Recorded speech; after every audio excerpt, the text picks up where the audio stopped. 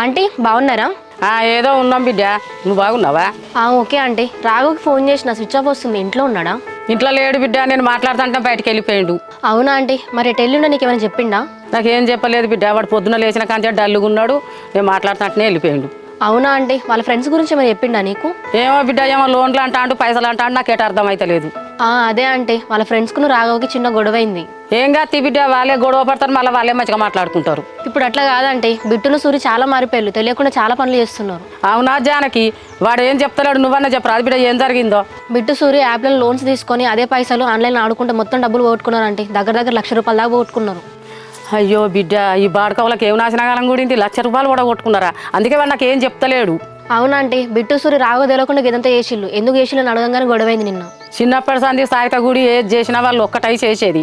మరి బిట్టు సూరి మరి ఎందుకో మరి వాంతో చెప్పకుండా ఇట్లా చేస్తాండ్రు. బిట్టు